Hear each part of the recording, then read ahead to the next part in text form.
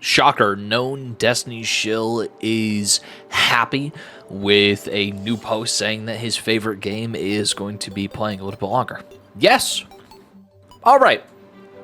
So, for starters, 10 years anniversary, we got some nice little cover art here with a picture of a icebreaker on a Titan. Yes, spoiler alert, icebreaker's coming back in the next dungeon. 10 years Destiny. Today we celebrate a decade of Destiny for 10 years. Blah, blah, blah, blah, blah, blah, blah, blah, blah, blah, blah, blah. None of this really matters. There's a small Destiny World Tour. Cool. If you go to it, can't. Oh well. Dress like it's 2014. There's some new armor in the game currently. It is okay. It looks cool enough. I kind of dig with the Warlock vibe. I dig the Titan vibe.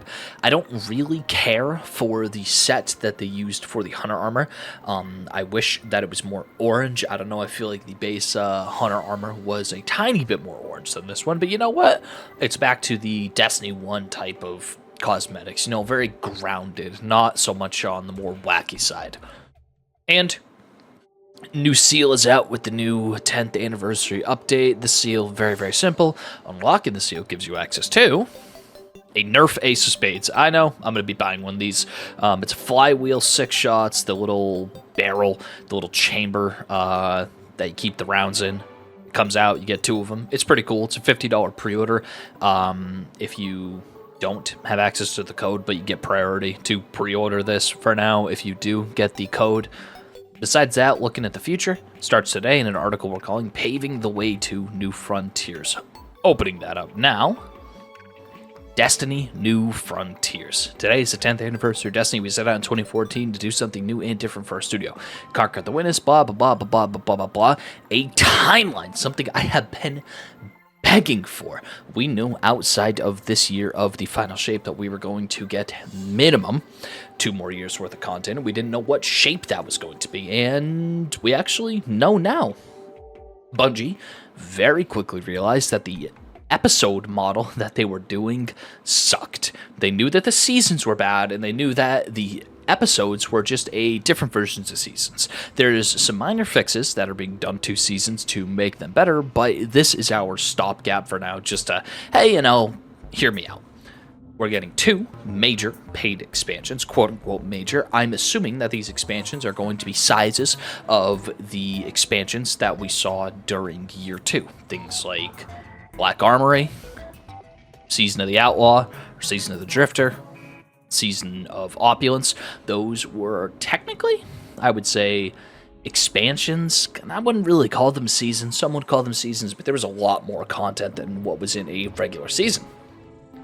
We're getting 4 major updates. Now, when they say major updates, they basically mean it's a season without a season, if that makes any sense. So it is going to be a seasonal refresh, but we aren't getting a whole bunch of content that we would normally expect with a season, right? So we're getting new season pass, we're getting new cosmetics, we're getting new activities to play, but it's not like a whole rebrand in between seasons that we used to see. It's still basically going to be treated as Apollo is the season for 6 months and Behemoth is a season for 6 months, except there's 2 major refreshes basically once per season until the end of spring 2026, in which case we'll figure it out when we get there.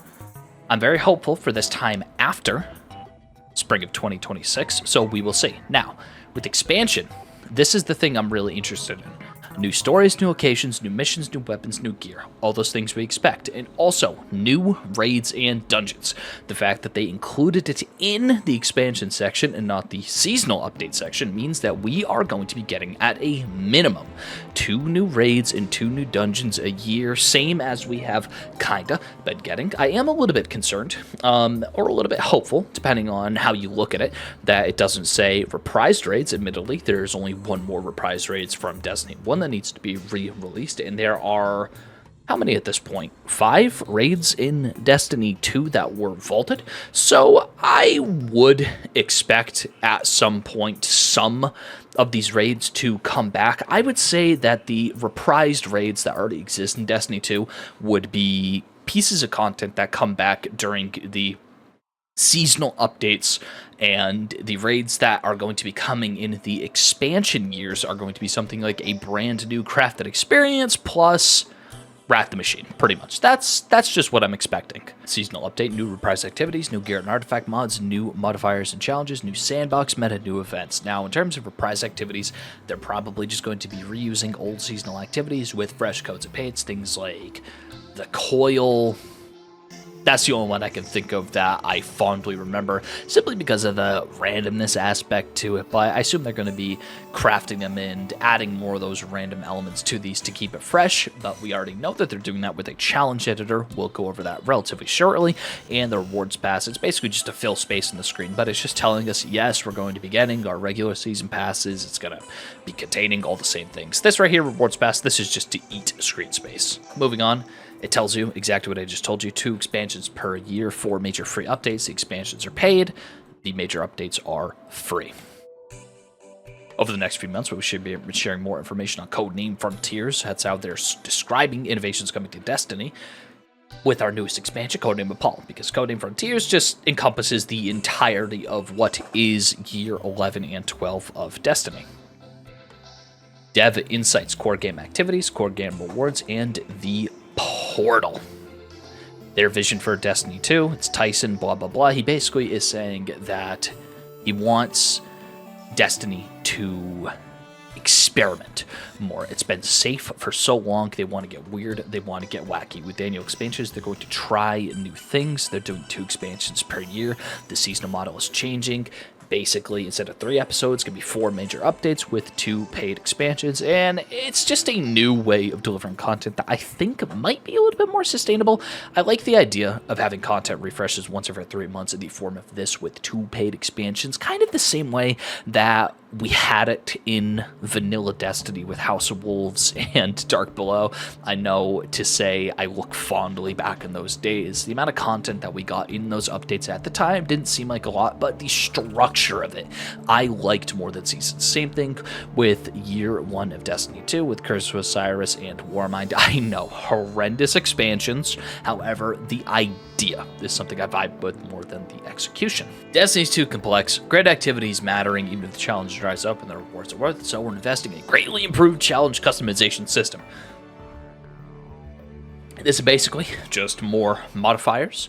The more modifiers you put on your activity, the better grade for loot you're going to get. In this example, you are able to individually choose which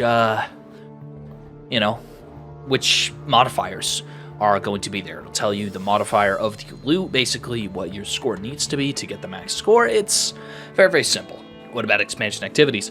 Expansion activities such as story missions, destination, all provide unique challenges. Raids and dungeons released with expansions still represent Pinnacle Challenge. They're basically going to pick and choose what they apply the challenge system to, and activities that support matchmaking, fireteam mobs, for example. Matchmaking will be present for some preset difficulties, but using too many customizations will disable matchmaking. Same way that like Daybreak Strikes and Nightfall Challenge cards back in the day. Remember Nightfall Challenge cards? Yeah, Nightfall Challenge cards. This is just a different version, a better version of Nightfall Challenge cards, in my opinion. Now, back to New Frontiers. Gears and challenges matter. The next multi-year saga starts with a Codename Apollo. Basically, they're saying it's getting weird. Now, insert, oh my god, what? Whose ships are these? Blah, blah, blah, blah, blah, blah, blah, blah. Another 2-year-long discussion. What do they mean by Codename? Apollo is non-linear. We're getting non-linear storytelling. Imagine how during Forsaken, right, the base game, or the base story, you had the option essentially to choose between 3 story missions. You got to choose which order to do them in, and then once you did all 3, it unlocked the next story mission basically, and it opened up another 3 of those hunts. Remember that? Well, just a better version of that, more non-linear. It seems like that they're juicing up the writing staff from what I saw with people who have experience crafting non-linear experiences, and once again we are seeing these ships. I have no earthly idea what this could be. Kind of looks like a crashed shuttle sorta. Maybe some Vex runes, maybe some Black Garden-ish constructs. It's on a distant planet, obviously. This looks like a moon of, another moon of Jupiter, maybe a moon of Saturn. I don't know the planets. Into the unknown. It's a new beginning, really. Thank you for joining us. Coding Frontiers, Core Game Rewards. This is the other blog that they were talking about. TLDR, weapons and armor will be available in a deeper range of quality. Core Game Activities will have dedicated reward pools for different categories of activities, and gear will be labeled new gear during the season's introduced, so it's easier to recognize Buildcraft around. I don't think that it was ever an issue recognizing what was new. The seasonal icons are very good. That's something that I can safely say that they have never done poorly. So, what they say, the problem. In past Destiny, only a narrow range of activities received updated reward, leading to a narrow selection of activities worth playing. These reward pools are not pretty deep, with most chases narrowly bottoming out with weapon, perk rules, or crafting recipes, and armor not mattering much at all. Yes, armor has never mattered. Armor is all cosmetics. Everybody has had their builds due to the way that the mod system works. Everybody's had their builds for the past, basically, 3 years, and we haven't changed anything. I know me, personally, I haven't updated my build since Pirate Season. Pirate Season is the last time where most of my builds got a major overhaul, not including Prismatic for things like Crucible and stuff, but there really isn't a lot of purpose in having a whole bunch of armor for build crafting now that it is the Armor 3.0 system. This is their solution.